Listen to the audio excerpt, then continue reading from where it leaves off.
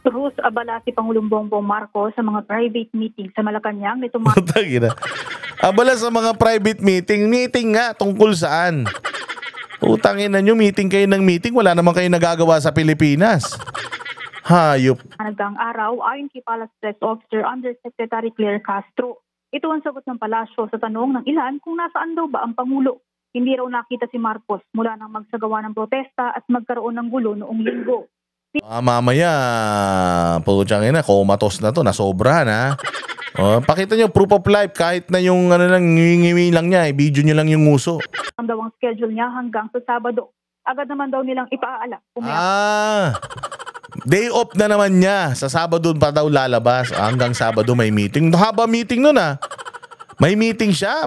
Putang ina, paano pa siya nagpa-function bilang presidente kung isang linggo yung meeting niya? To, saan ka makakita ng isang linggong meeting? Baka isang linggong party yan Isang linggong inuman yan. Ano, nag-excursion kayo? Nag-team building na naman kayo? Saan ka makakita ng meeting, nagsimula linggo, sa Sabado pa matatapos? Okay ng ina niyan.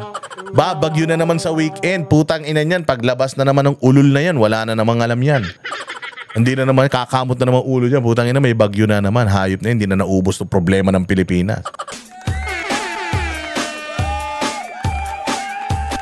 Dancing with the beat with DJ Glenn on the mix. Marcos Bangag. Ay, magandang araw mga bossing.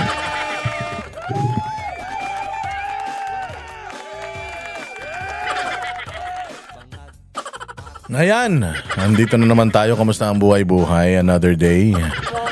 Another uratan session. Again with yours truly, Boss D.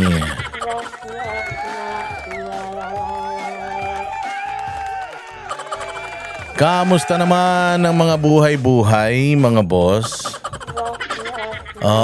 At pasasakitin na naman natin, una sa lahat, ang mga ulo, katawan, balon-balunan, puso, isip at kaluluwa ng lahat ng mga yawa, lahat ng mga kupal, animal, mga buwisit, pabigat, walang silbi, lahat ng switik, salot, mga putok sa buho, palamunin, sintu-sinto, baliw, abnoy, sabog, batak, bangag, adik, pusyar, kawatan, kurakot, magdanako, sindikato at membro ng Kuratong Baliling, lalong-lalo na mga demonyo, Satanas, Judas, Barabas. Medyo maraming issue ngayon mga bossing, napakaraming issue ngayon. Ang bilis din nakalimutan ang bilis din nakalimutan noong nakaraan na pagkikilos protesta, pero may mga working development. Balita natin, may mga kusang sumusuko doon sa Maynila, may kusa na naman napasuko si Isko. Galing-galing talaga niya ni Isko, no? Dito mo makikita kapag ang isang leader nakikita nila na kumikilos, kapag ang isang leader nakikita nila na tinithreaten yung mga kriminal. Kita ninyo, di ba? Ang galing-galing ni Isko, sumusuko ng kusa yung mga kriminal. Palakpakan natin ng City of Manila. Napag-usapan nga namin napag-usapan namin kanina nung aking coach. Sabi nga namin, ang masang Pilipino talagang mahilig dyan sa mala telenovela. Kaya kung mapapansin mo, saan ba sumikat si Pangulong Duterte noong siya ay mayor ng Davao? Sumikat yan si Pangulong Duterte nung mayor siya ng Davao. Noong, di ba, nagda-drive siya ng taxi. Nag-iikot siya, hindi ba? Sinisigurado niya na yung kanyang nasasakupan ay talagang hands-on siya, kumbaga. Kasi si Pangulong Duterte, nocturnal yan Gising yan sa gabi, tapos sa umaga, medyo late na yan nagigising. Tapos nag-iikot yan sa gabi, nagpapanggap na taxi driver. Minsan naman nagdadrive ng motorsiklo, umiikot sa buong Davao City para masiguro na everything is in place, everything is in order. At dahil nga si Pangulong Duterte ay may kamay na bakal, yung mga tao sa Davao, takot, yung mga kriminal natakot nang pumasok sa Davao, at yung mga tao naman sa Davao ay malayang nakakapamasyal, malayang nakakakilos. Galing-galing, di ba? At kumita ng sobra yan sa taong bayan. Kumita ng sobra yan sa taong bayan. At sa dami ng magagandang syudad dito sa atin, medyo nakita ni Mayor Isko yung style na yon ni Pangulong Rodrigo Duterte na ang laki-laki ng Davao. Ang problema ng Davao mga terorista, komunista, drug lord, mga mag-snatcher, magnanakaw, akyat bahay, rapist, lahat na. Sa Maynila kasi, ang problema lang nila, kahirapan, mandarambong, ganyan.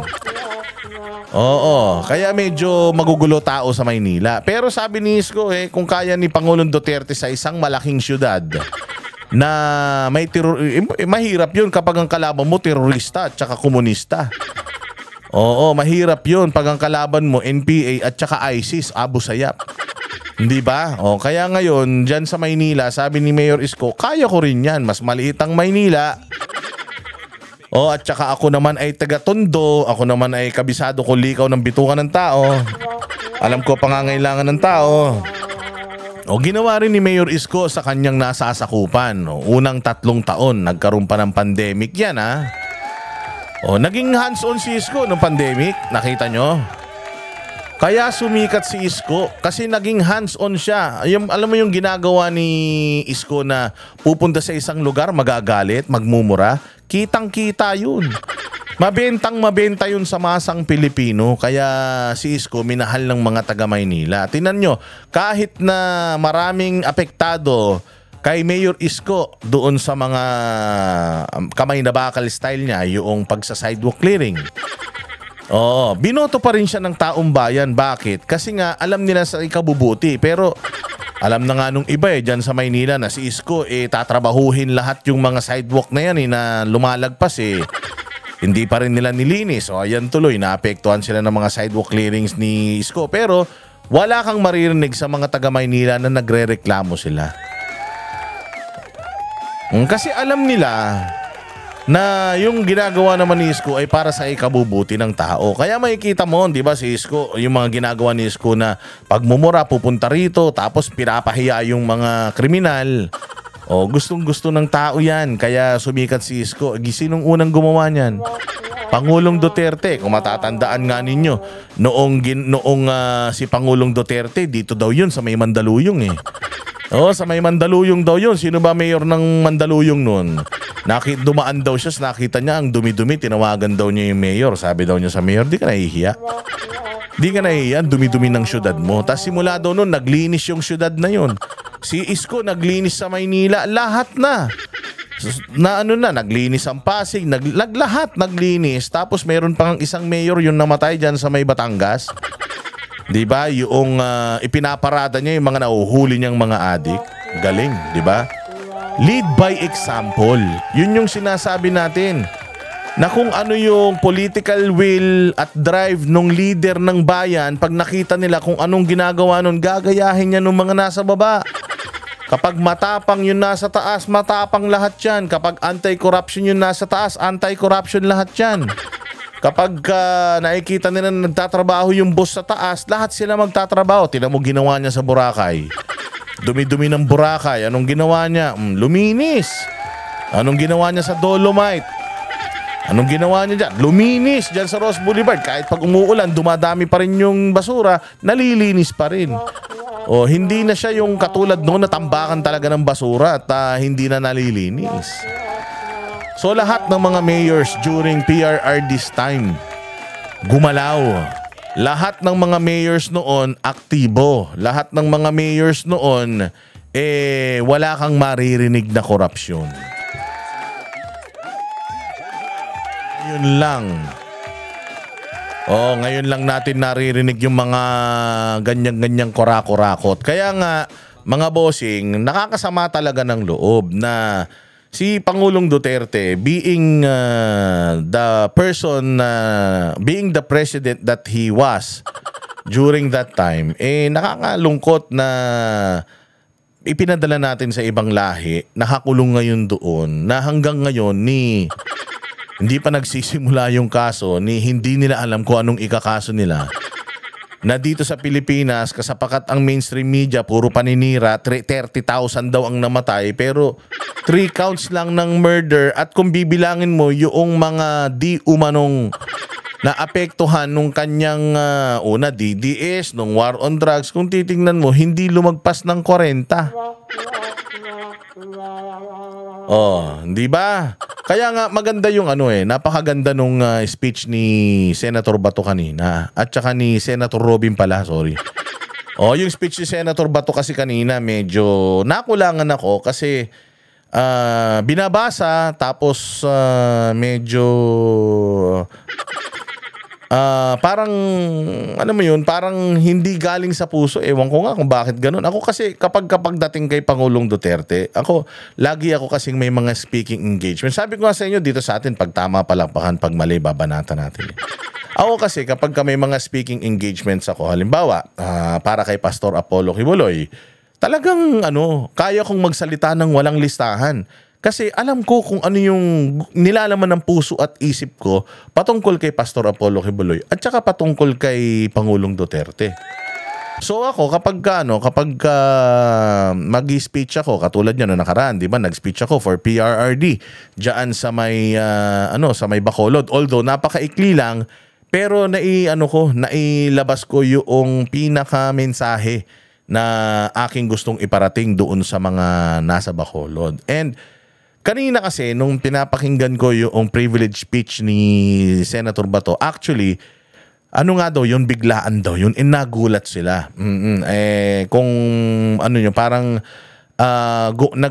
nag-motion sila, o nag-resolution sila, na with all the yung reasons nila o yung kanilang mga rason, gusto nila, nagre-request sila sa pamunuan ng Senado na gumawa ng resolusyon at mag-request na tayo ng interim release kay Pangulong Duterte kahit na hindi na dito sa Pilipinas, kahit na doon na lang sa Hague. Sa isang bahay dun. Para kung halimbawa kailangan siya, mabilis siya. Kasi napakahirap talaga na si Pangulong Duterte mag-isa sa kanyang kwarto. Lalong-lalo na, he's turning 82. 81 na siya.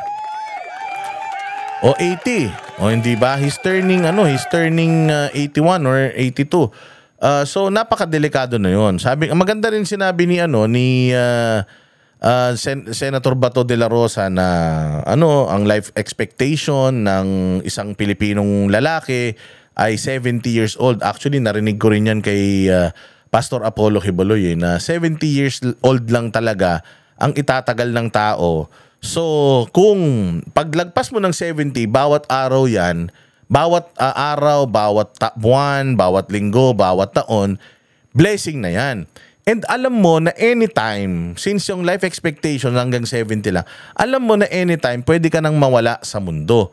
Kaya ano ang dapat mong ginagawa when you reach 70? Kailangan mabubuti na yung ginagawa mo para sa mga iiwanan mo. Pucha, yung iba dyan lagpas 70 na, nakaw pa rin ang nakaw Hindi ba? So si Pangulong Duterte was given a bonus na 10 years. And syempre, bilang isang tao na ginugol yung kanyang buhay sa public service, at lihitimo na service ito. Hindi ito si Pangulong Duterte isang mayor na parang hari, parang Diyos. Hindi siya ganun. Si Pangulong Duterte, yung mayor na talagang nakikinig sa kanyang mga nasasakupan. Uupo yan, pipila yung mga tao, magsasabi ng kanilang pangangailangan, anong kayang itulong ng LGU, ibinibigay niya. pang-aral, pang-living, pang-ospital, away ng mag-asawa, lahat yan tinutugunan niya. Kaya nga sabi niya, pati away ng mag-asawang pulis. Na ilalapit sa kanya, sir, yung mister ko may babae. O hanggang yun nga daw na ilalapit sa kanya. Kasi nga, ganun siyang klaseng leader. Leader siya na approachable and leader siya ng talaga, makamasa talaga ang kanyang puso. And nag-start siya sa Davao City na napagulo, napaganda niya yun. Instead mag-retire siya, pumunta pa siya sa national, which is presidente. And then, matanda na siya pero kita natin na talagang kahit matutumba na, napakaganda na nangyari nung kanyang administrasyon. Kaya nga ako, sabi ko nga si Senator Bato de la Rosa, katabi niya mula pa nung nagsisimula siyang maging, nung siya yung pumunta ng Davao at naging opisyal. So nagtataka ako bakit kailangan pang basahin yung kanyang mga sinasabi patungkol kay Pangulong Duterte. He was really emotional, I appreciate that. And I was also emotional nung binabasa niya yung kanyang mensahe. Pero mas gusto ko kapag yung mensaheng ibinibigay mo galing sa puso. Kasi kanina nagsalita din si Robin Padilla wala siyang binabasa. Si Senator Bongo nagsalita din kanina, walang binabasa. Kaya medyo nadismaya lang ako. Konting-konti lang naman, maliit na bagay, di naman malaking bagay.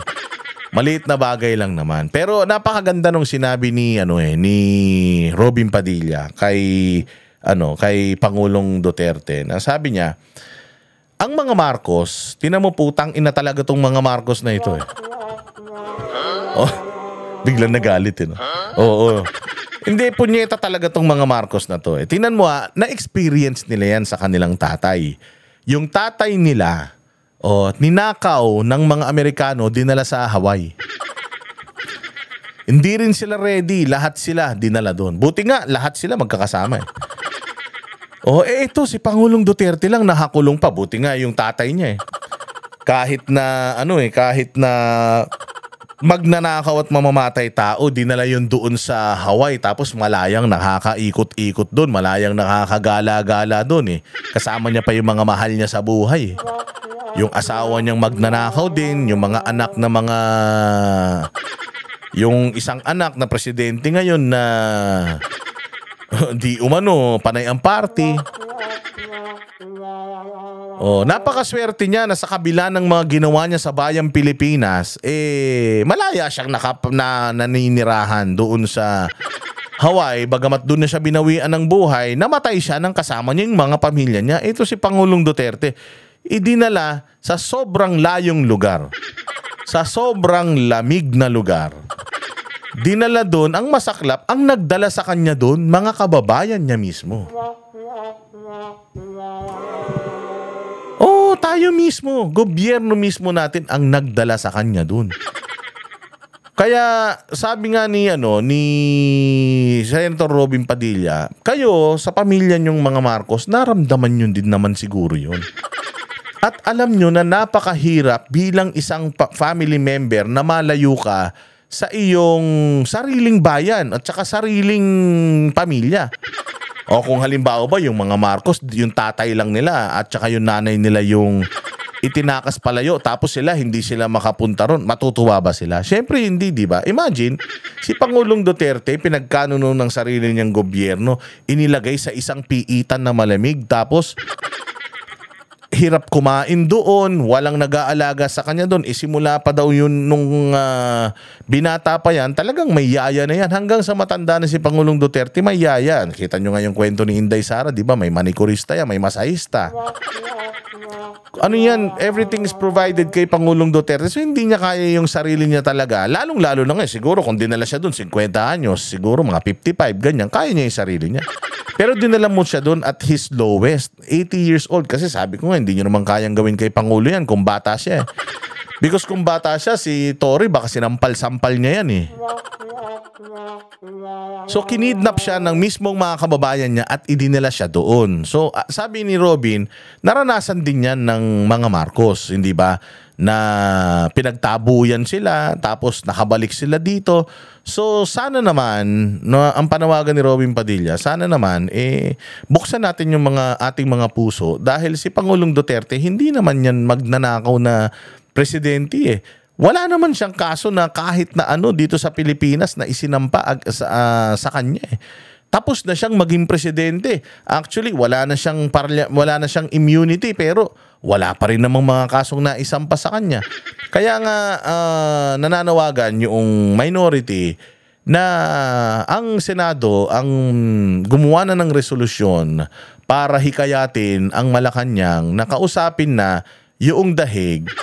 At since hindi pa naman nagsisimula yung hearing at hindi naman siya tatakbo, sana, naman siya, bigyan naman siya ng konting, kumbaga pabor na hindi naman kalabisan. Lumabas lang ng detention facility at makasama niya yung mga mahal niya sa buhay, araw-araw, unlimited. Diba? Kasi maganda ang ginawa ni Pangulong Duterte sa bayang Pilipinas. Napakaganda ng mga ginawa ni Pangulong Duterte. Sa totoo lang, kung maraming ginawa si Pangulong Duterte na kasalanan nung panahon niya, kalaban niya ang komunista, kalaban niya ang mga dilawan, kalaban niya ang mainstream media. Sana, kung maraming ginawang kabalbalan si Pangulong Duterte, lalong-lalo na kung flood control, sinasabi nila na nung panahon niya, marami ring flood. Anak ng tinapay, kung kurakot ang gobyerno ni Pangulong Duterte pagdating sa flood control, sana ang dami-dami nilang reklamo during that time. Wala Hindi sila nagrereklamo, talagang bukod tangi ang nirereklamo lang nila is yung kanyang pagiging kamay na bakal pagdating sa peace and order sa war on drugs. Parang si Inday Sara din, tingnan ninyo. Napakarami ng mga resibo ng pagnanakaw nito ni Zaldico, ni Romualdez, ni Bongbong. Ang dami-dami na nilang pagnanakaw. Simulan natin kay Bongbong. Unang taon pa lang niya, yung sa bigas, diyan, asukal. Kaya natanggal si Vic Rodriguez, di ba?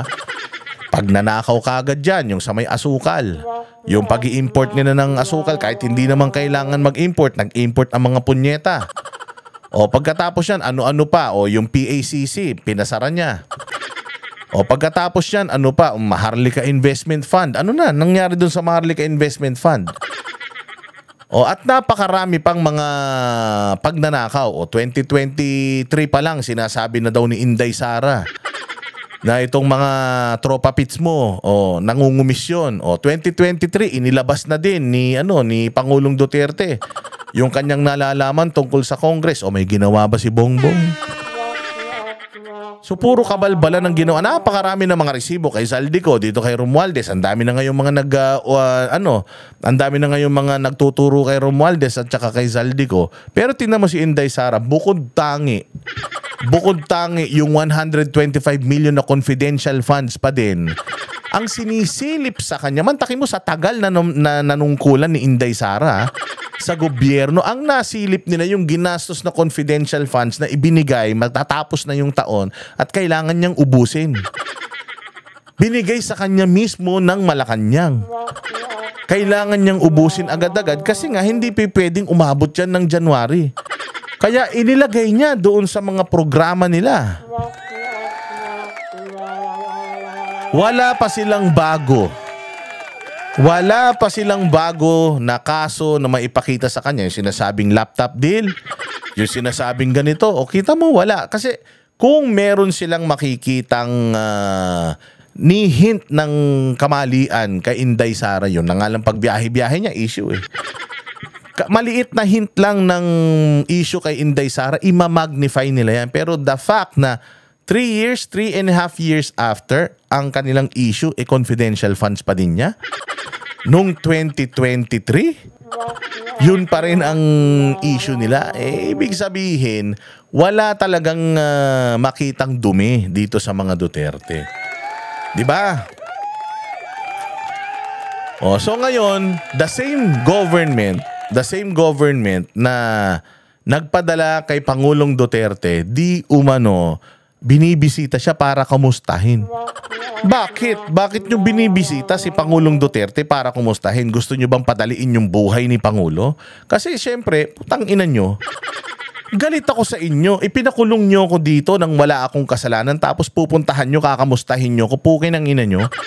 Kung ako lang meron akong baril, babariling ko kayong lahat para magkaroon ako ng rason para makulong dito Pero di ba pang aasar yan, medyo vulnerable na yung stage ni Pangulong Duterte. Tapos kukupalin mo, aasarin mo, kamusta ka na? Buhay ka pa? Putang ina ka?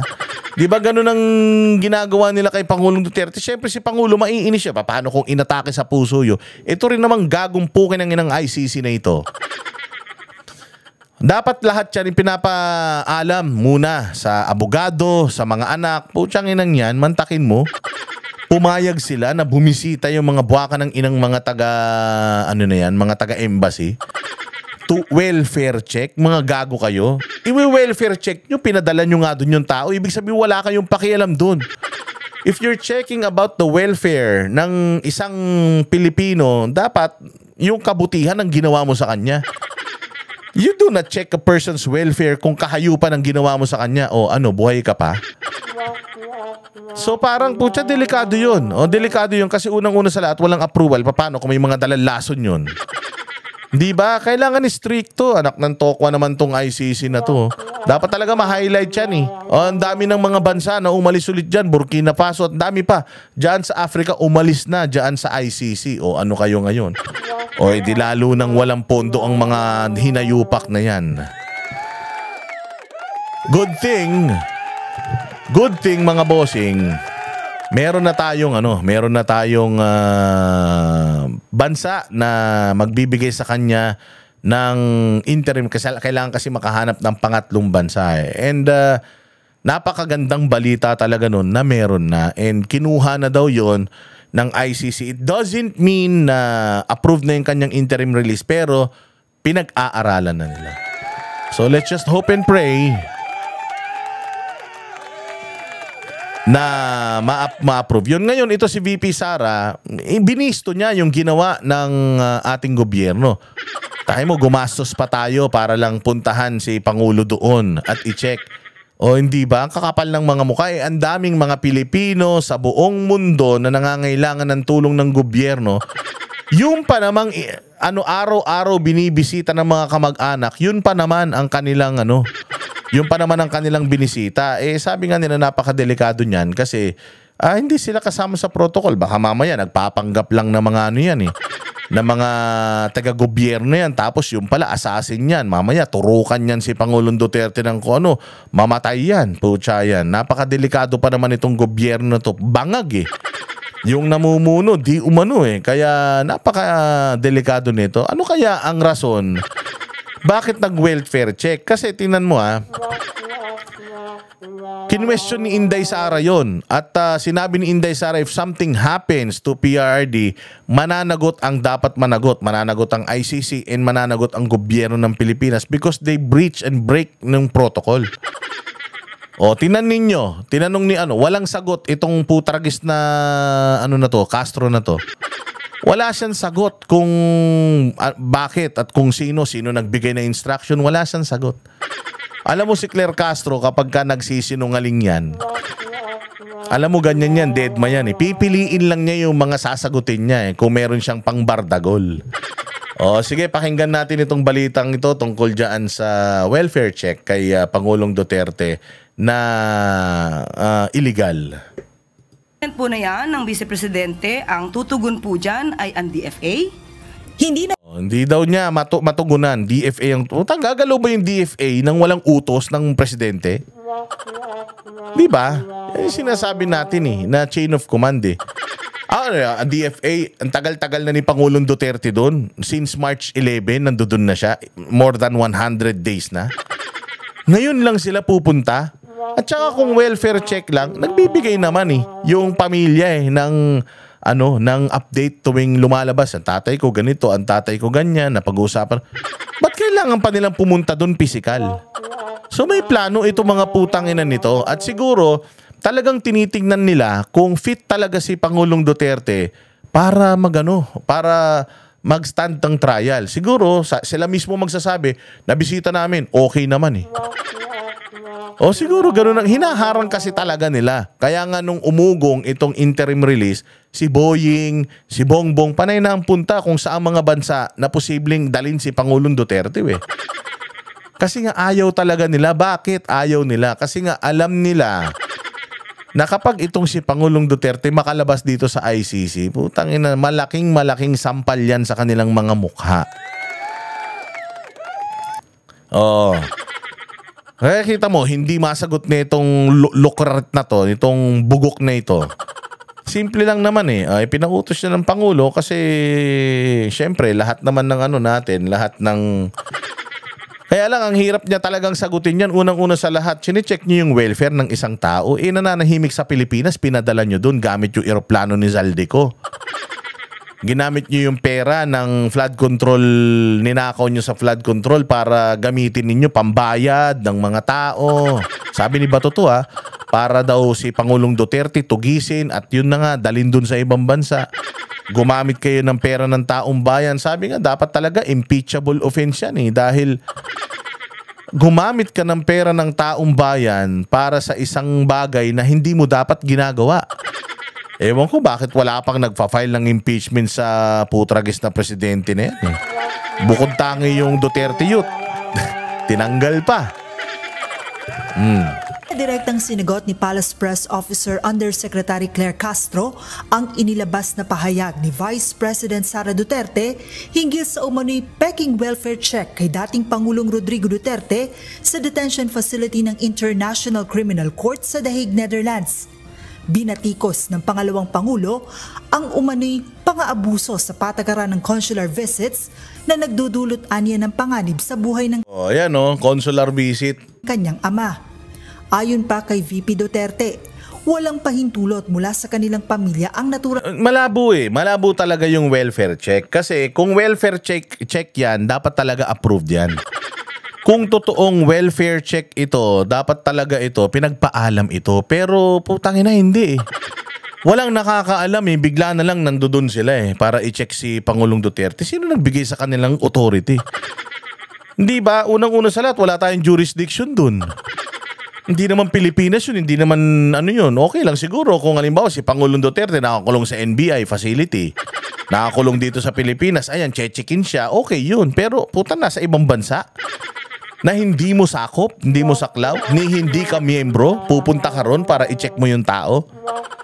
May masamang balak to mga putang ina nito. Ang pagbisita at iginiit na pagkukunwari lang ng mga opisyalang welfare check.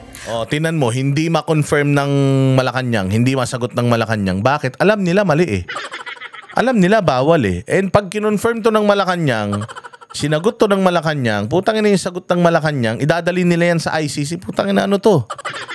Hindi na miyembro Pilipinas tapos nagagawa pa nila yung gusto nila dito. Hindi ba? Para makausap ang dating Pangulo.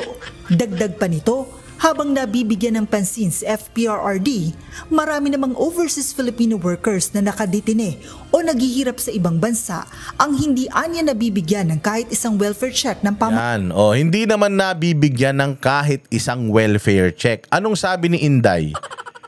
Welfare check ng embassy.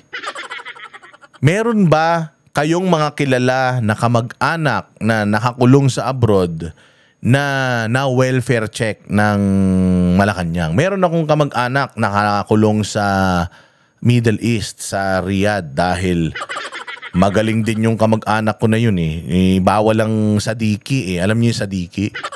Yung yung mansanas, pinakukuluan nila, tapos tapos inaano nila yung tawag diyan, basta yung yung usok magiging liquid, magiging alak. Bawal ang alak kasi sa sa Kingdom of Saudi Arabia Pero gumagawa yung mga Pilipino ng alak, antitigas talaga ng mga ulo. So mayroon akong pinsan. Meron akong kamag-anak na nandiyan, di pala pinsan. Kamag-anak lang na nandiyan, na nakakulong, na putang ina, ni minsan. Tinanong ko kasi yung yung kamag-anak ko, question lang. Matagal na rin siya doon sa kulungan na. Inaantay na nga lang nila yung pakawalan siya ng hari kasi susunod na daw siya sa pakakawalan ng hari tuwing tuwing ano nila yung piyesta nila ng mga Muslimo, na yung hari nagpapakawala noong mga magagaan naman yung kaso. O para makauwi na sa Pilipinas ano na siya para umuwi na siya. Ganun ba? O ano balita? Binibisita ba siya doon ng ano natin? Ng embassy natin? Wala naman nagbibisita doon. Yung mga kasamahan lang niya sa trabaho ang bumibisita sa kanya, tapos nagbibigay lang ng update sa atin. Pero wala kahit isang taga-gobyernong bumisita sa kanya. Humihingi nga ng abogado Yung kamag-anak ko, wala daw maibigay yung yung embahada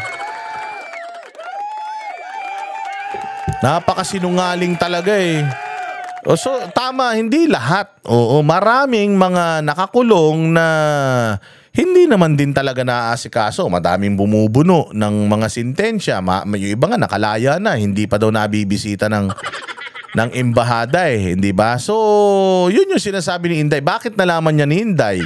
Kasi nga 'di ba si Inday, panay nga ang ikot sa mga OFW at isa yan sa mga hinaing sa kanya ng mga OFW every time na pumupunta siya sa ibang bansa. Hindi naman siya pupunta sa ibang bansa tapos magpa-party-party. Pag inimbita siya ng mga Filipino community, Inday Sara is sitting down with the Filipino community and asking, papaano, anong maganda dito, anong pwedeng magawin natin, yung mga nangyayari dito na pwede nating iuwi sa Pilipinas, sistema nila dito na pwede nating gayahin sa Pilipinas. Ganun ang ginagawa ni Inday every time she's going out of the country and meeting with Filipinos. Kaya dito sa pretense na ito, dito sa statement ni Inday, na marami ang mga nakakulong, may sakit, nasa ospital, ang walang welfare check mula sa Philippine government. Totoo yan. Tingnan ninyo. Nung eleksyon na nga lang responsibilidad ng mga embahada na siguraduhin na lahat ng mga Pilipino sa mga lugar na kanilang nasasakupan, rehistrado. Kita mo, ang daming Pinoy. Hindi nakaboto. Bakit? Kasi nga, hirap na hirap sila. Yung embahada, gumawa ba ng paraan to reach out to these people? Meron kang listahan ng mga tao titingnan mo, rehistrado na ba itong nasa listahan ko lahat? Bakit wala? I have to talk to them and ask, importante to, bakit hindi kayo nagre-rehistro? Hindi ba ang embahada natin, bukas lang yung opisina nila, nag-aantay lang silang may dumating na Pilipinong magre-reklamo o hihingi ng tulong sa kanila? Hindi yun proactive na, tara, labas tayo, bisitahin natin lahat ng mga kababayan natin dito. Walang ganun. Halaan. Mariin naman itong pinabulaanan ng Malacanang.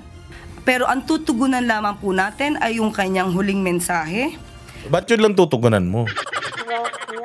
Kasi akala niya, maganda yung sagot niya ron. Anong sagot? Patungkol po dun sa di umanong mukhang hindi alam ng pamahalaan na maraming OFWs na detained, distressed, abandoned, or neglected. At ito daw po ay hindi natutugunan ng gobyerno. Yan po ay malaking kasinungalingan. Bakit kasinungalingan, Claire? Bakit? Dagdag pa ni Yuse Castro, nakausap niya si Migrant Workers Undersecretary. Ayun naman pala tangina niya, nakausap daw niya yung sekretary. At sinabi nung sekretaring, hindi, okay tayo. Okay tayo. Gaga ka pala Natural, kakausapin mo yung sekretary. Alam nga naman sabihin ng sekretary na totoo yun. Hindi namin nagagampanan yung tungkulin namin. Marami tayo. Siyempre hindi, tanga, i-deny yun nung sekretary mo, bobo. Ganyan din sa DPWH, tanga. Di ba akala nyo okay? Di ba akala nyo maganda? Di ba akala nyo lahat ng pera ng binibigyan nyo sa DPWH na pupunta sa proyekto? Nagulat kayo nung inimbestigahan nyo? Di ba ang yabang-yabang ni Bongbong? Di ba sabi niya 5,500 flood control projects. Bumaha, putang ina, dinagalit ang tao. Lumipas pa yung 1 taon. Nagpunta siya doon sa mga flood control. Anong nangyari? Anong nakita niya? Kasi noon, pag tinanong niya yung DPWH, DPWH, kumusta? Okay ba kayo? Okay kami. Wala na siyang gagawin Katulad ni Claire Castro. Wala siyang ginawa. Ang ginawa lang niya, kinausap niya itong sekretary. Alam nga naman sabihin ng sekretary na magnanakaw kami lahat dito. Opo, hindi talaga namin nagagawa. Di napagalitan sila. Alam mo, kung talagang gusto mong i-check ito, Franz Castro, ay mali pala, Claire Castro. Kung gusto mong i-check ito, Claire, kung di ka ba naman gunggong din, kayo mismo ang pupunta ron. Katulad nga ng ginawa ninyo dyan kay Pangulong Duterte. Kayo mismo ang nagpunta tapos mag-report. O kaya ikaw mismo, kasama mo yung yung adik di umano mong presidente. Di umano sama mo tapos puntahan niyo yung mga Pilipino doon. Di ba? Syempre, di ba doon nga tayo naiinis kay Bongbong Marcos noon. Magtatanong siya sa mga tauhan niya. Sasabihin ng mga tauhan niya, okay, yun pala hindi. Di ba ginawa sa inyo yan sa lahat ng mga ahensya ng gobyerno? Di ba nung nakaraan lang naglinis kayo ng mga sekretary kasi gulat na gulat kayo? Tangina, ang report sa inyo maganda, yung pala ang daming problema. Kasi hindi kayo bumababa, hindi kayo nagtatrabaho talaga. Tawag lang kayo, kamusta? Okay, sige, good. Check, ito naman isa tawagan. Okay, sige, okay. Tangina, magkaano ba? Aamin ba mga yan? Pag tumawag ka, DPWH, kumusta dyan? Yun po, madami na kami nanakaw. Substandard yung mga flood control projects namin. Huwag kang magbibigay ng statement tungkol dun Utangin lang yan. Bugok talaga Kay Bernard Olalia at tiniyak nitong 100% na natutugunan ng pamahalaan. Alam mo, tiniyak nitong 100%. Doon pa lang fake news na Sinabi nga nung kamag-anak ko wala daw ganun Paanong 100% natutugunan? Hindi natutugunan. Yung sinasabi nyong 100% natutugunan, halimbawa, bukas yung opisina nyo, may 10 taong nagpunta. Tapos naghilo kayo, ano yung reklamo mo? Kinuha yung reklamo, tugon na yun. So kung 10 yung pumasok at 10 yung in-accommodate nyo, 100% na yun. Pero ang tanong, yung mga pumupunta sa inyo, yun lang ba yung may pangangailangan sa inyo? May mga nakakulong tayong mga kababayan dahil nakagawa rin ng kasalanan dyan sa abroad. Binibisita nyo? 100%? Totoo? Tanginan nyo. Ganyan din kayo nun sa flood control. Sabi nyo may flood control naman, na-overwhelm lang. May flood control naman, nabangga lang ng barko. Gulat na gulat kayo. Pagpunta ni Bongbong doon, putang ina, dalawang bakal na nakatusok, flood control na. Hindi nyo malalaman yung katotohanan, Claire Castro, kung hindi kayo bababa doon. Kung hindi yung kayo mismo ang sisiyasat, hindi nyo makikita talaga kung totoo o hindi sinasabi nitong mga sekretary nyo, mga kawatan din. Ang lahat ng pangailangan ng mga overseas Filipino workers sa iba't ibang bansa. Lahat ng pangangailangan, sigurado ka, dami lang nagbi-message sa akin, mga OFW nanghihingi ng tulong. May OFW pa nga Sir, yung yung passport ko, kinuha ng amo ko, gusto ko nang umalis. Anong natutugunan nyo lahat? Magme-message pa sa amin mga yan. Kung natutugunan nyo lahat yan, tanginan nyo, kayo ang fake news. Na humihingi ng tulong. Samantala, kaugnay naman sa inilabas ng International Criminal Court na 3 counts of murder laban kay dating Pangulong Duterte, iginiit ng palasyo na walang kinalaman ang gobyerno ng Pilipinas dito at hayaan na lamang ang mga prosecutor at witnesses na gumanap ng kanilang katungkulan. Sa pahayag naman ni VP Sara na may bansang handang tumanggap kay FPRRD, nilinaw ng palasyo na tatanggapin ng pamahalaan kung ano man ang desisyon ng ICC hinggil dito. Nagbunga naman po yata ang madalas niyang pagbabiyahe. So, malungkot ka ngayon. Malungkot ka. Nagbunga, di ba? Yan yung sinasabi ko sa iyo.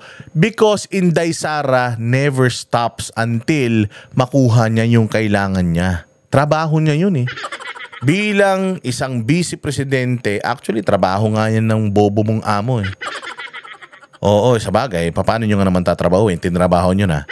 Pero kita nyo ang perseverance ni Inday Sara. She never stopped until makakumbinsi siya ng mga bansa na tatanggap sa tatay niya. Di ba? Yan ang qualities ng mga presidente. Inasa ba ni Inday yon? Inasa ni Inday sa mga sekretary niya? Inasa ni Inday sa mga abogado niya? Inasa ni Inday sa mga tauhan niya? Hindi. Siya mismo ang nag-ikot at nakipag-usap para makuha yun. Ganyan ang leader. Putang ina, hindi katulad niya ni Bongbong. Baka suyop na naman ngayon yan. Puta, hindi mo natatagpuan. nagkamatayan na daw di umano dyan sa mga rally-rally dyan. Hindi nagbibigay ng pahayag ang putang ina. O, yan ba nagmamahal sa bayan? Yan ba ang presidente ng Pilipinas? Ilang araw na nawawala, putang ina, baka sabog na naman yan. Baka. Di ko sinasabing sabog, ha. Baka putang ina niyan, kaya hindi na naman makausap yan. Baka putragis, lasing na naman yan. Baka, kasi hindi nyo nilalabas eh. O, nasaan ngayon si Bongbong? Busy?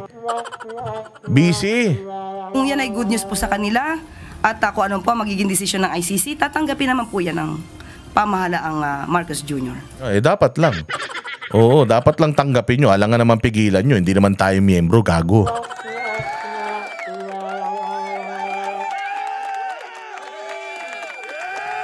Oh, nasan ba kasi si Bongbong? Oo, puta abala sa private meetings. Putang ina, anong meeting yan? Pinagmimitingan nila. Oo, muntik na sa sunugin ng mga kabataan dyan sa Mindiola anong meeting? Ano yan, pinag-mimitingan nyo kung paano nyo itatago yung mga perang kinulimbat nyo? Nagtatanong ako hindi ko sinasabi nang ulimbat sila nag-meeting na kayo ng pinsan mo kung paano nyo malulusutan itong putang ina iskandalo nyo? Nag-meeting na kayo kung paano nyo ilalaglag si Zaldico? Zaldico, wag kang bobo, buti nga sa'yo. Putang ina ka kasi, karma yan. Masyadong mataas ang pangarap nyong pare-pareho, pukin ang ina nyo. O, ngayon, ano na nangyari sa'yo? Abala sa private meetings? Baka private session yan Baka anong ginagawa niya sa meeting? Baka akala ko ba transparency? Bakit? Anong private meetings to? Meeting tungkol saan? Ilang araw na. O anong huling nakita yan? Noong Sabado pa yata Anong araw na ngayon? Miyerkules na, Huwebes na bukas, hindi pa nakikita to. Baka puta mamaya na overdose na to Ilabas nyo, baka mamaya putang ina na-stroke na pala to Hindi nyo pa sinasabi, baka sa sobrang kaba nung linggo, baka nasobra ng singhot, bubog na pala yung sininghot nito Di umano.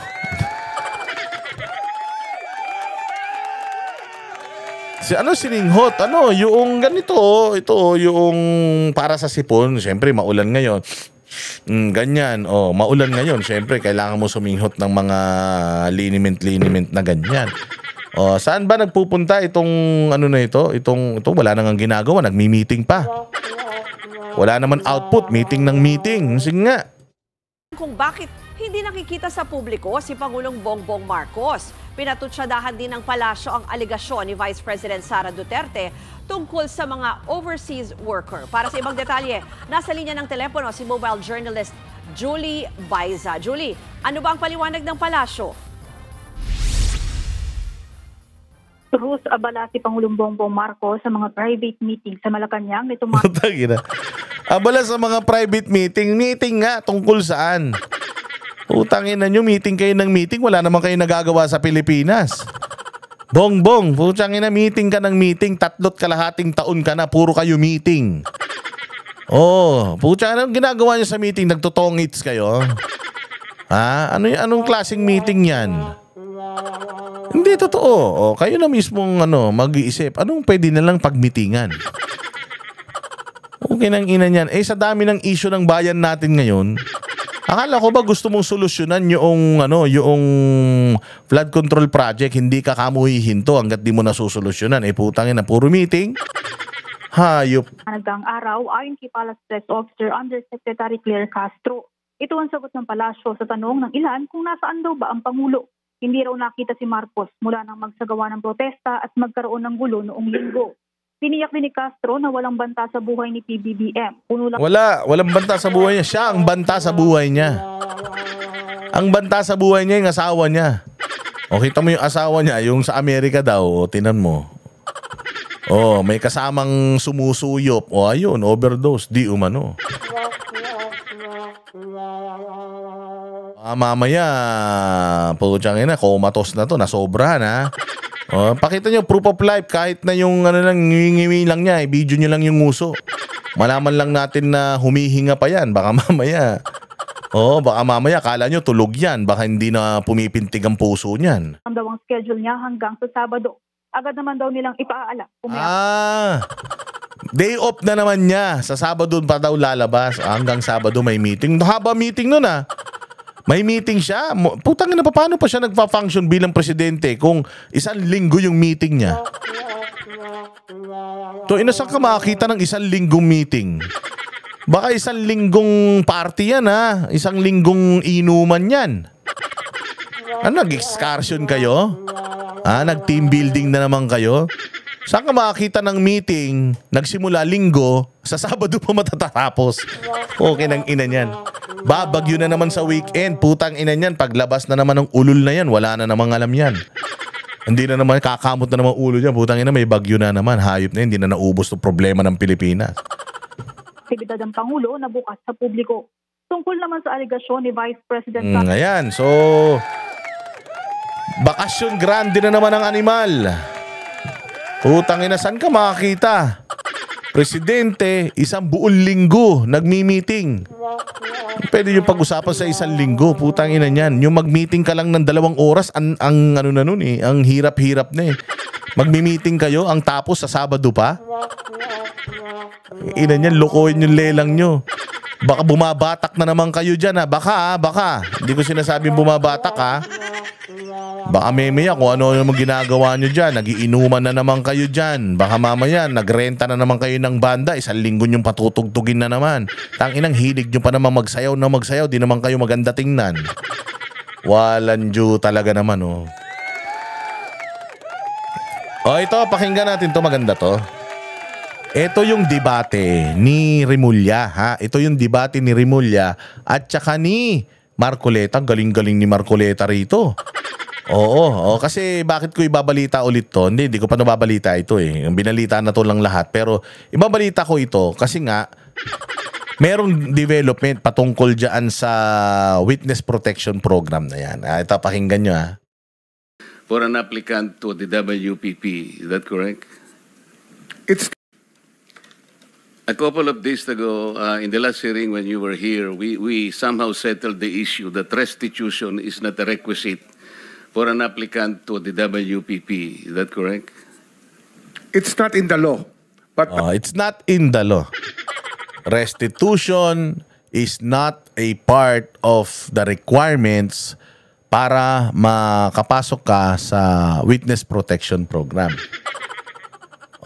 Pero kasi ang istorya nga nito, itong si Boying, gusto niya magsoli muna kayo ng inyong mga ari-arian bago kayo makapasok sa Witness Protection Program. Ang sinasabi lang ni Marcoleta, wala naman yun. Bakit hindi natin sila tanggapin sa Witness Protection Program tapos i-distinguish natin from Witness Protection Program kung ano yung kanila kailangan tell-all, di ba? O tell-all, o masusumpa ka, o sige, gawa ka ng ng tawag dyan, ng sulat. Yung affidavit, ano ba talaga yung mga nalalaman mo? And then babasahin mo yun. Tapos, you will distinguish kung yung kanila bang testimonya, malaki yung maitutulong para mapanagot yung mga tao na nasa likod nila. Let's say, for example, sa isang krimen, kung lookout ka lang, hindi ikaw yung sumaksak, hindi ikaw yung pumatay, lookout ka lang, kumbaga ikaw ay least guilty, hindi ba? O pinagbantay ka lang, bantay ka dyan may gagawin lang kami sa loob. Hindi mo alam. Pero alam mo kung sino yung pumasok sa loob. Ituturo mo ngayon kung sino-sino yung kasama noong nagsabi sa'yo magbantay ka dyan sa labas na pumatay, rumape doon sa pinasok nila. Ikaw yung least guilty. Ang pinaka-guilty, yung mismong mga nang massacre doon sa loob ng pinagbantayan mo.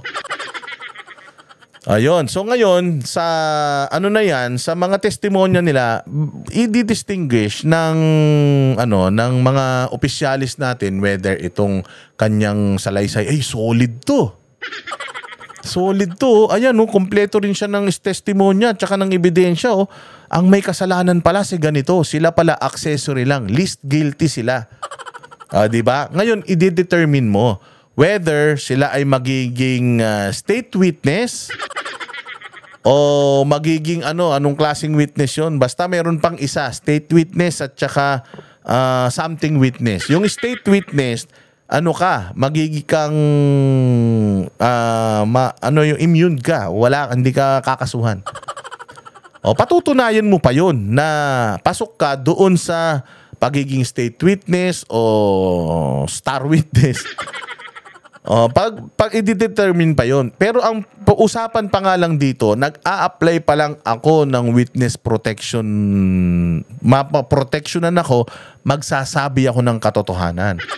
Yun pa lang ang tanong dito eh. Nilalagyan na kagad yan ng wait lang. Kasi nalaman niya kung sino yung isusumbong nung dalawa eh. Ang isusumbong nung dalawa, si Zaldico at si Romualdez. Siyempre, pag Romualdez, papunta na kay Bongbong. Sabi ko nga sa inyo tao ng mga Marcos yang Diskaya. At mga Diskaya nakakuha ng mga proyekto karamihan sa Ilocos Norte. So, may chances na itong mga Diskaya ituro din si Bongbong sa mga kabulastugan. Na feeling ko, yun ang piniprevent ng SOJ. Kaya sinasabi niya, teka, hindi pwede, magsoli ka mo. Nilalagyan niya ng kondisyon. Nag-a-apply pa lang yung tao para sa protection. Kumbaga nakikipag-deal yung tao, proteksyonan mo ko, baka mamatay ako. Binabato-bato na yung bahay ko, hinahunting na ako ng mga tao, may threat sa buhay namin, proteksyonan mo ko, and then ilalabas ko lahat ng nalalaman ko. O ganun ang usapan doon. Nandun pa lang eh. Sa akin ko kasi, hindi lang po batas na nagdidictate dito. It's also what is morally right, what is... Hindi pwedeng morally right. Sabi nga nila, ang batas, how hard it is. A law can be harsh, but it is the law. We should follow the law. Oo, because if you do not follow the law, you're breaking the law. And it is a crime.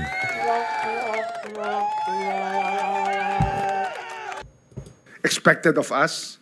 Yan po kasi kahit hindi nilagay sa batas, mga given po yan sa ating lipunan. What do you mean by that, Mr. Secretary? Kasi wala nga sa batas yung Wala nga sa batas. Yung Then, requirements anong ilalagay mo sa batas? for admission to the witness protection. Ang restitution is not part of it. Yes, it is not. Pero hindi ho nangangahulugan na hindi namin pwede i-layout yan depending on the case. Mr. Secretary, Pwede, kaya nga may IRR eh. Implementing Rules and Regulations. Kaya nga merong mga annexes. Hindi ba? Yun yung guideline mo eh. Ikaw, bilang parte ka ng opisina na nag-e-execute, ang gagawin mo lang is to execute. Kung ano yung nakalagay sa batas, susundin mo lang. Hindi mo pwedeng dagdagan, hindi mo pwedeng bawasan. At hindi kang pwedeng basta-basta nag-i-interpret ng batas. Kasi, kaya nga naglagay na ng mga rules and regulations. Hindi, kung 10 lang yung utos, hindi pwedeng maging 11, 12. Hindi pwede yun. Kasi amendment na yun, sir. Pag nag-amend ka, kailangan senador ka. Ngayon, kung ikaw bilang SOJ, gusto mong padagdagan yun, and then you talk to the senators. I-amend nila yung batas. O ngayon, kung ikaw naman, hindi ka makapagdesisyon, o anong gagawin mo? You go to Supreme Court and ask them kung ano yung interpretasyon nila. Walang ibang pwedeng mag-interpret ng batas kung hindi ang Supreme Court. Congressman ang gumagawa, senador ang gumagawa, pero ang nag-i-interpret, Supreme Court. Ikaw, bilang part ka ng executive, si Bongbong ang amo mo executive, you execute the law. You follow the law. Hindi pwedeng gagawa ka ng sarili mong batas. Hindi ka naman mambabatas. Yun yung ibig sabihin dito, sir. Kaya huling-huli ka ni Marcoleta. Ito ang maganda dahil si Marcoleta matalino talaga. No wonder, kaya si Pangulong Duterte na ipadala sa ibang bansa, bubo yung Justice Secretary. Hindi niya alam intindihin. Yung batas kalinaw naman. I am still in the stage where a particular applicant wishes to apply under that program. And there is a process. In the process, restitution is not one of the requisites. Is that correct? Opo, pero if it's in terms of... Yan, tanong lang, correct yes or no, resource person ka Mas magaling ka pa sa senador This case being a financial crime, sir. This is a crime against the Mr. Secretary. financial status of the Filipino people, of the Philippine Republic. Anong tawag dyan? Grandstanding Nagagamitin nyo na naman yung Filipino people, Filipino public, utang ina nyo para kayong mga rebelde. Ganyan ang sigaw ng mga makabayan Kaya dito mo talaga makikita mo mga nagpapatakbo rito, mga komunista talaga Gagamitin na naman nila yung magic word, ang sigaw ng taong bayan, ang boses ng taong bayan. Po, kinang ina nyo, sumunod kayo sa batas. Sumunod kayo sa batas. Hindi pwede na magre-request ka ng kapalit. Sa nire-request na kumbaga ano naman, karapatan naman ng mga tao, lalong-lalo na kung willing na silang maglabas ng kanilang mga nalalaman, legal option nila yung mag-request ng witness protection program. Ang trabaho mo lang, tatanggapin sila o hindi according sa qualifications. Do they qualify? Ang i-determine mo lang, are they the least guilty? Kasi kung ang dahilan mo, we cannot because they are not the least guilty. Oo, nakita na namin yung kanilang affidavit, they are not the least guilty. Actually, sila pa nga yung mastermind Yun, hindi pwede. Yun, hindi pwede. Pero yung magsoli muna sila ng nila, ninakaw. Paano? Siyempre, only the courts will determine kung ano yung isosoli nila, kung ano yung mga dapat isoli nila at pwede nilang isoli.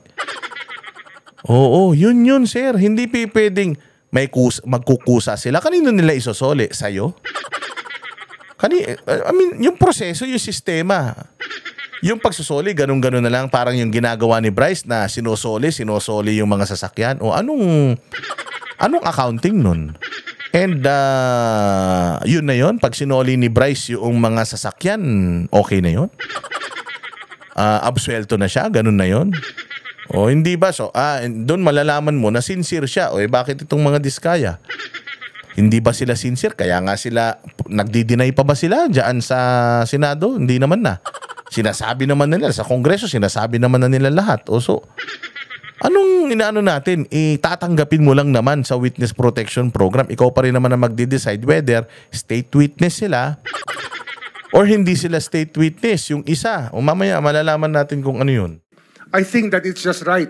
Mr. Secretary, are you amending the provision of the law? No, sir. But that Yun naman pala Hindi mo naman pala ina-amend Hindi mo naman pala binabago. Ba't dinadagdagan mo? is how we run the witness protection program. As a lawyer, Mr. Secretary, may I ask you, in a criminal prosecution, the civil liability is impliedly instituted. Is that correct?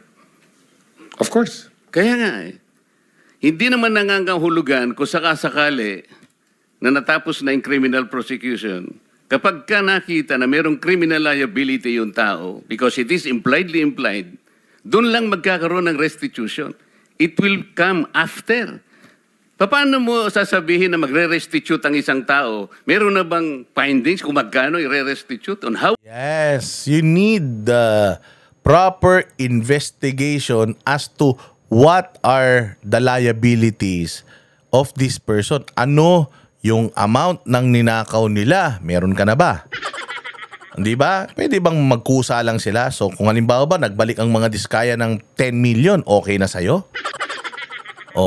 Pag sasabihin mo, hindi pa to sapat. Paano mo malalaman kung ano yung sapat at hindi kung hindi naman natin kasi dumaan sa tamang proseso?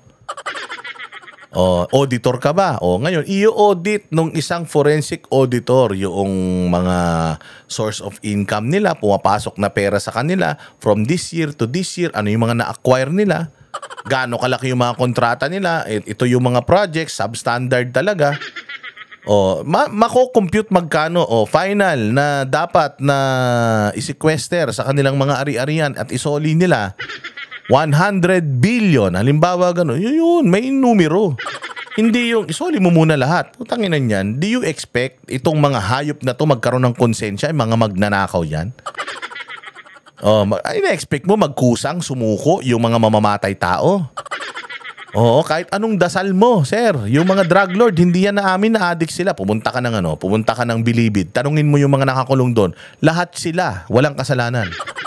Walang aamin na tao sa kasalanan. Putay na kahit guilty na yan sa korte. Hindi pa rin yan naamin. Yan ang hindi mo naiintindihan, boying. Pasoli ka ng pasoli. Pag nagsoli 5 milyon yan. Sinabi niya, ito lang ininakaw ko. Paniniwala ka? O, syempre, anong basihan mo para malaman mo na hindi lang 5 milyon?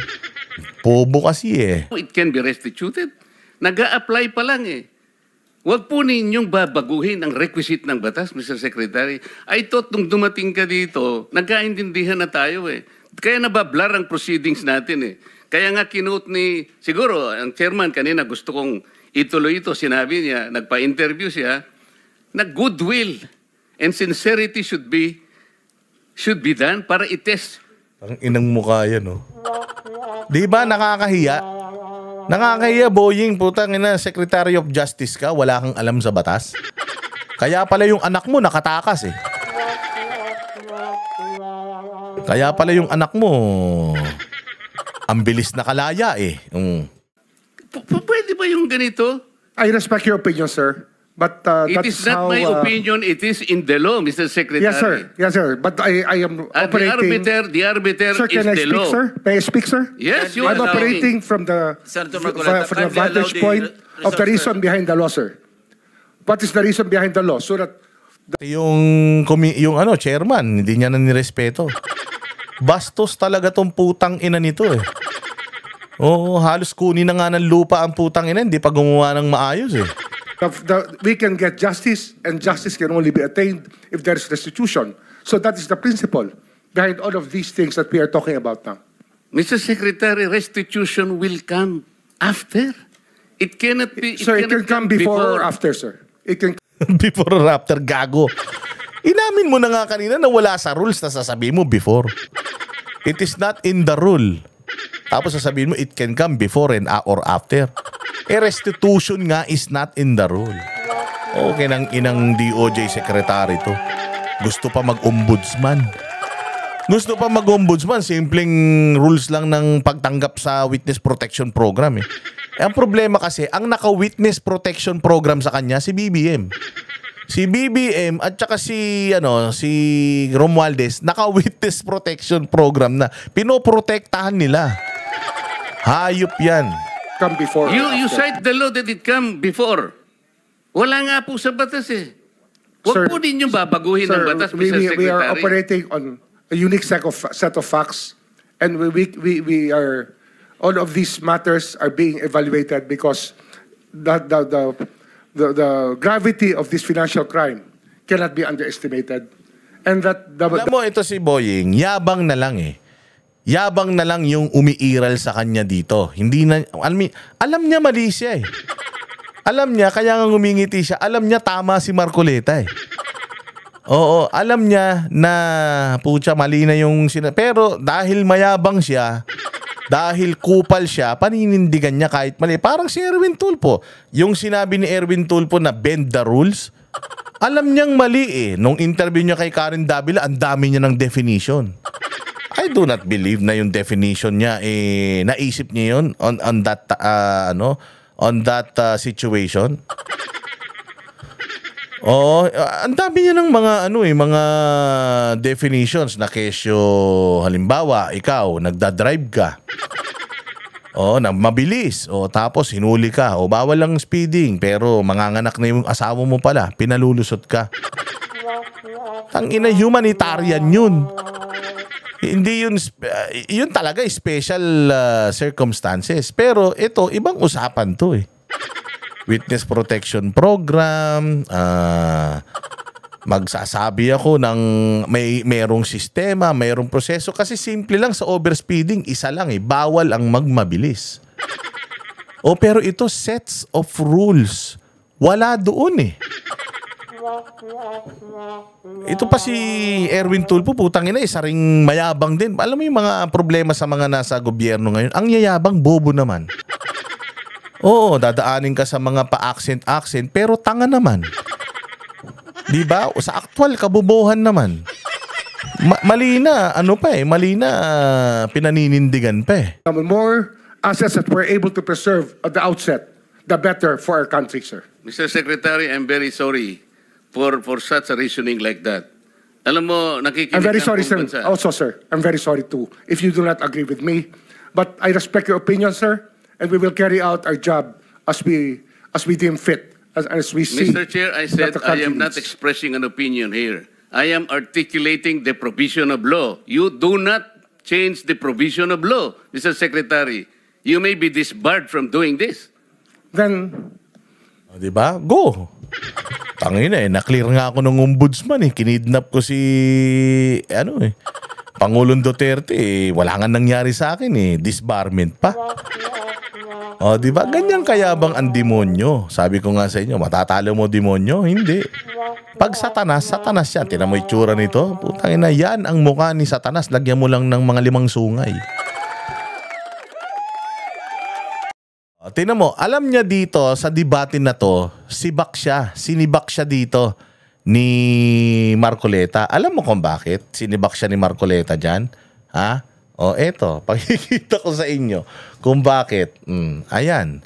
O, protected witness na ang mga diskaya. Putang ina yan. Kita mo? O, protected witness na yung mga diskaya. Bakit? Oh, kasi alam ni Boying mali siya doon. Kailangan lang niya dahil nakatutok yung mga kamera, magmukha siyang matalino na alam niya yung mga nangyayari. Pero sa totoo lang, hindi talaga. Oh, kita mo ginawa sa kanya ni Marcoleta, pinaintindi sa kanya, mali ka. O, anong ginawa niya? Anong ginawa niya? Ayan, pasok sa Witness Protection Program yung mag-asawang diskaya. Oh, anong mahirap gawin doon? Susunod ka lang naman sa batas, Boying. Susunod ka lang naman sa batas. Pakinggan mo kung ano yung sasabihin ng mga diskaya. And then, kung meron silang civil liability, sampahan sila ng kaso. Kayo naman na magde-decide whether magiging silang state witness o hindi state witness. O, pakinggan natin ito, balitan to.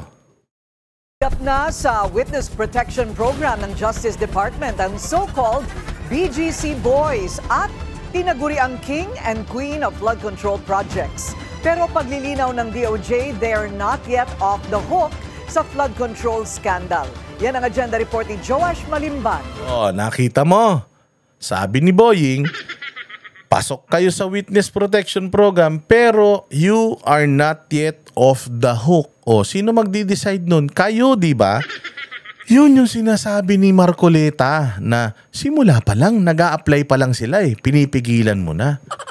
Ba't hindi mo muna tingnan? Hindi mo muna reviewin kung ano yung kanilang mga isusumbong? Bakit ayaw natin silang pagsalitain?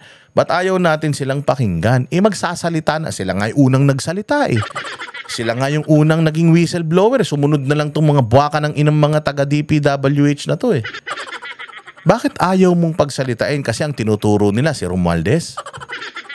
O, hindi ba? Sabi ko nga sa inyo, naka-witness protection program si Romualdez at saka si BBM O, ngayon, tingnan mo. Ginawa ni Boying yung sinasabi ni Marcoleta. O, may nawala sa kanya.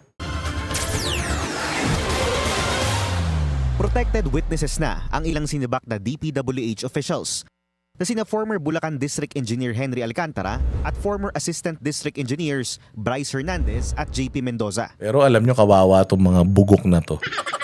Kasi alam ko hindi sila nagsasabi ng totoo Na alam ko, wala talaga silang ebidensya. Wala silang ebidensya. Sila sa mga bunganga nila nagsasabi na wala kaming direktang pag-uusap with senators na ito. Hindi kami nagbigay ng pera sa kanila personal. Putangin na, paano mo may ko-convict yung mga tao na hindi mo sinuturo mo yung mga tao na hindi kayo nag-uusap tungkol sa mga bagay-bagay na wala kayong ebidensya tungkol doon?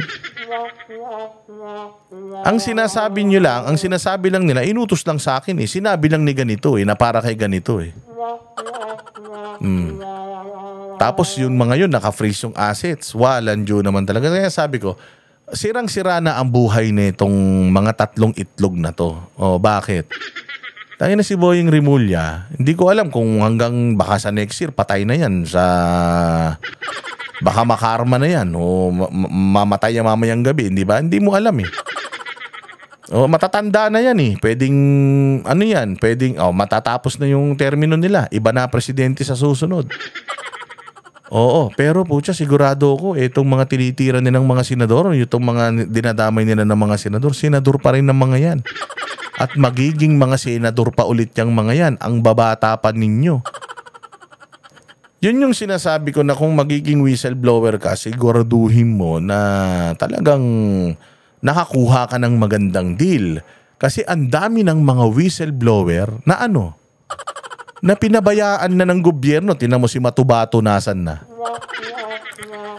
Tinan mo si Ador Mawanay, nasan na? Tinan mo si Bicoy, nasan? Yung Bicoy, message sa akin yun, sir. Usap tayo. Putangin na mo. Kita kakausapin, loko-loko ka. Mamaya, madamay pa ako sa mga kahayupan nyo.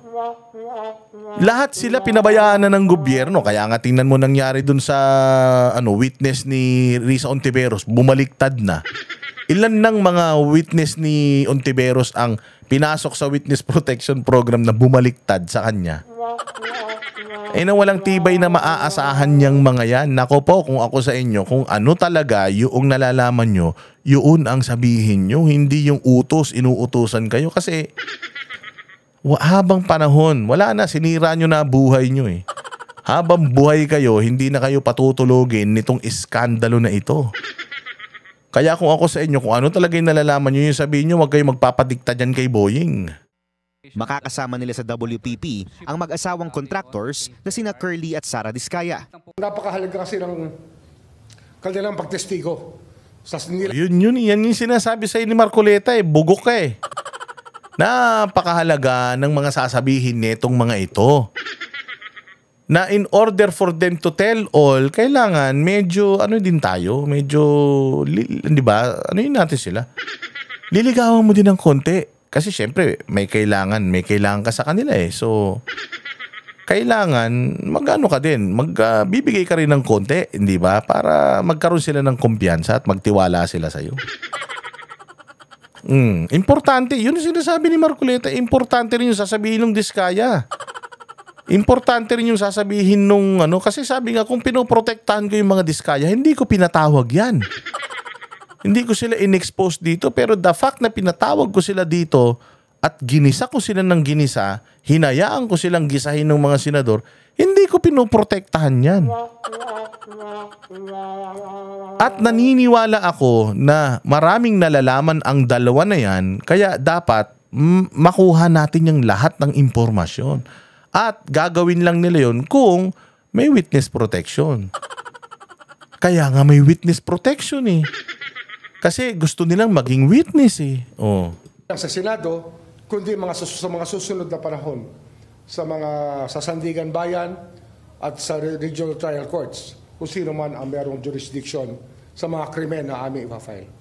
Ayon kay Justice Secretary Rimulya, binuo ang WPP para mabigyan ng seguridad at proteksyon ng mga testigo. Pero paglilinaw niya, ibang usapin ang pagiging protected witness sa isang state witness. Ayun, so yung pala isa, protected witness at saka state witness. Kapag ka state witness, wala ka ng liabilities.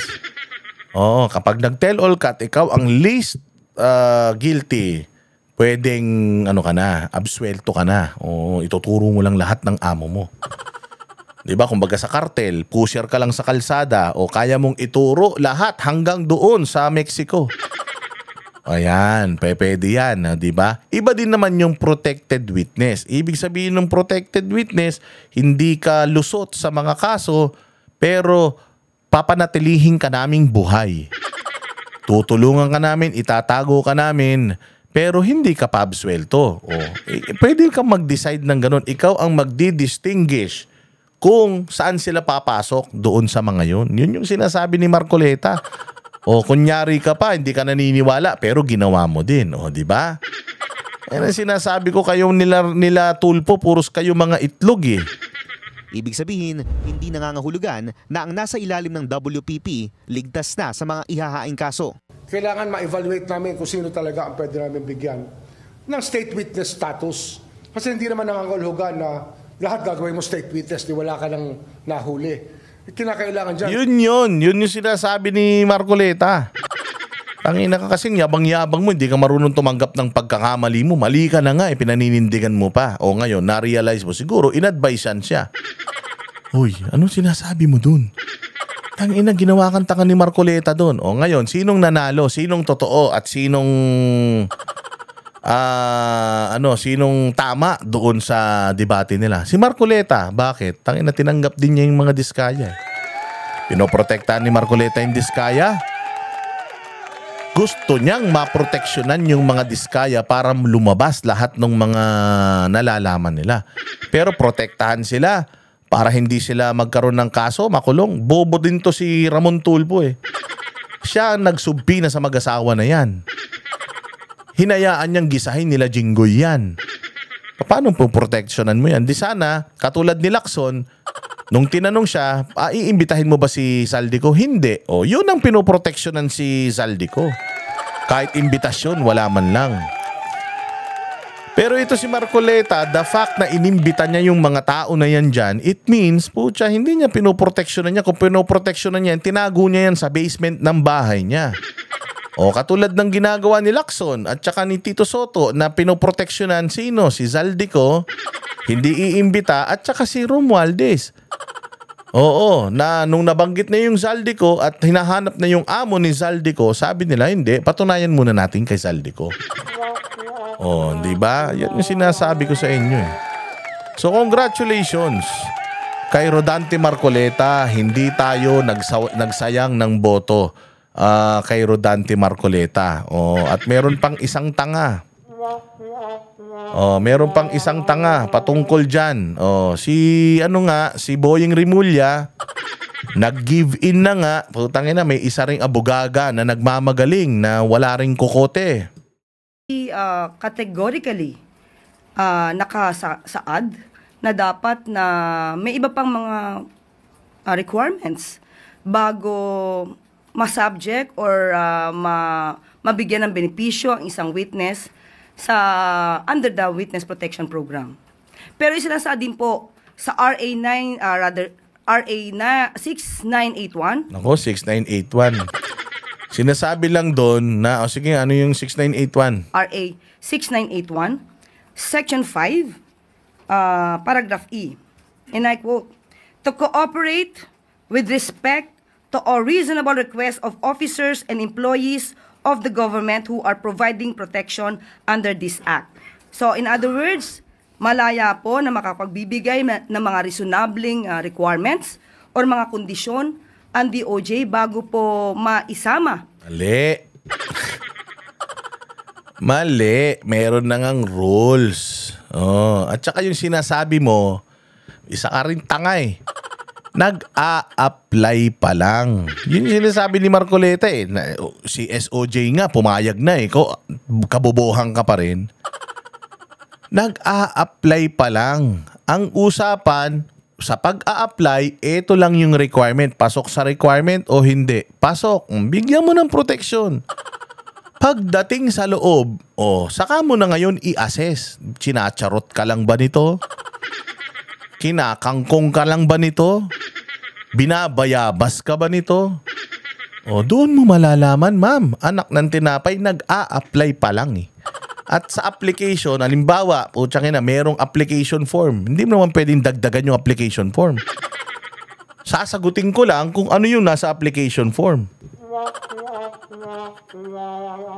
Boba rin talaga eh. Ang isang witness under the Witness Protection Program. Unang-una po, kapag sinabi po natin nasasalang dito, sila po ay kinakailangang magsalita, magsabi ng katotohanan. Yan nga yung mga parameters. Buong katotohanan. Tell all, kumbaga. Sino sino ang magdi-distinguish whether totoo yun o hindi? Maniniwala ka na lang sa kanila kagad? Titignan mo yung testimonya nila at titignan mo kung sino pa yung mga idadamay nila. You will still determine if they are the least guilty. And besides, kung pumasok na sila sa Witness Protection Program and they are now protected, pero under evaluation pa sila, pwede mo pa rin silang tanggalin doon sa witness protection program, lalo na pag lumabag sila doon sa Senate nyong parameters. Sa Senate nyong patakaran, pwede nyo silang tanggalin doon. Ewan ko rito. Kapag sinabi nilang tell all, ibig sabihin pati yung liabilities nila ay dapat na maisiwalat. At kapag may pag-amin na sa kanilang naisiwalat na kanilang di umanong pagnanakaw sa kaban ng bayan, hindi po ba nararapat din na isoli nila ito upang makita ang kanilang good faith instead na hintayin pa? Yan yung pinagagawa nyo, Calabrais. O di sabihin nyo sa mga diskaya, isoli nyo yung mga sasakyan nyo, ganun. Oh, hindi ba umamin naman na sila na corrupt sila O di isoli nyo yung mga sasakyan nyo. You can always tell them that. O, isoli mo na yan. Ninakaw mo yan? Isoli mo na. O, you can always ask for that. But it's still up to them. It's up to the courts to decide whether, magkano, ilan, yun dapat na isoli nila sa bayan. Nantoko naman to si Claire Castro. Ang gobyerno ang magsampa ng kaso sa kanila. Ang mga witness na nagnanais ng protection mula sa gobyerno ay humihingi ng tulong sa gobyerno. Hindi po ba dapat din na sila'y magbalik? Tanga. Kailangan natin yung testimonya nila. So mas kailangan natin sila kaysa sa kailangan nila tayo. Kaya mo nga sila nilalansi ng witness protection program para magsalita sila at masabihin na kaming bahala sa'yo. Tayo ang nanliligaw sa kanila because again, these diskayas, they can deny anything and they can ask for you to just file cases in the court. At sa dami ng ninakaw nila, kaya nilang patagalin yung mga kaso na yan hanggang mamatay sila. Ganyang kakabobo, Claire. Yung witness protection program, inaalok natin yan sa kanila para magsalita sila. Hindi ba deny ang mga yan? Anong ginawa ni Marcoleta? O ikaw wawaw, hindi ako naniniwala na ikaw ang may kasalanan. Alam ko may amo ka. Alam ko na pinagtatakpan mo yung amo mo, natatakot ka. Huwag kang mag-alala. May witness protection program. Poproteksyonan ka namin. Magsalita ka lang. Tayo nanliligaw. Tayo yung may kailangan doon sa katotohanan. Do you expect may mga konsensya to mga putangin na to? Ang laki-laki ng perang ninakaw ng mga yan. Mga scammer yan, swindler yan, mga kriminal yan. Do you expect mababait yan? Lalansiin mo sila, papakita mo sa kanila, ito, ganda, sarap nitong mansanas na to. Lika, pasok ka rito. Kagatin mo to. Pero, sabihin mo lahat na nalalaman mo, ha? Hindi ba tayo may kailangan? Takinan to si Claire Castro, walang alam. At dahil dyan, maraming salamat sa inyong panonood. Mabuhay kayo. Kita-kita po tayo ulit sa susunod na vlog, ha? Huwag kakalimutan mag-like, mag-share, mag-subscribe. At laging panoorin ang lahat ng mga vloggers na lumalaban para sa bayang Pilipinas. Siyempre, Banateros, huwag niyong kalilimutan lahat ng ating mga kapatid na vloggers. Si Kuya Jack, yung bago nating member. Kuya Jack, si Master Judea, si Coach Oli, paring RJ, Banat Bay, si Boss Dada, at syempre si Jiggy Bara. Sabi ko na ba si Jiggy Bara? Yan panoorin niyo mga si Kuya Jack, na din daw siya, vlog na din daw siya ng ganito. Intindihin nyo lang, ha? Intindihin nyo na lang. Maraming salamat sa inyo. Kami ang boses ng masa, hindi natatakot. Katotohanan lang, di kami nalulunod. Walang bahid ng sismis, lahat ay totoo. Kahit sino ka pa, pag mali ka babanatan ka. Walang pinipili kulay, wala kaming kinikilingan. Basta para sa bayan, kami lalaban. Pagdama palakpakan, pag mali banatan. Di matitinag, di matatakot, para sa bayan tuloy ang sigaw. Sa harap ng kamera, walang halong takot. mga baluktot, lahat kayo'y tutumba. Ang hustisya at totoo, yun lang ang mahalaga. Kahit sinong harang, di kami matitinag. Walang pinipiling kulay, wala kaming kinikilingan.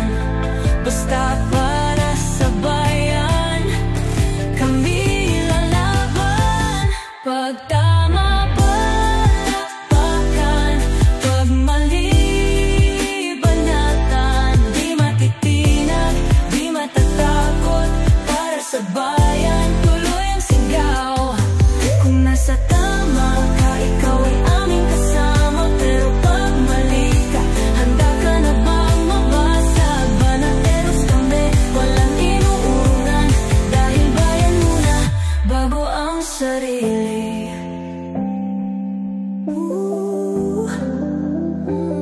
Bago ang sarili.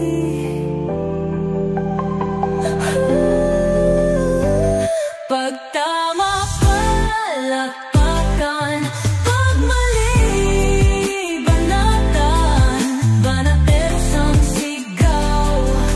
Katotohanan ang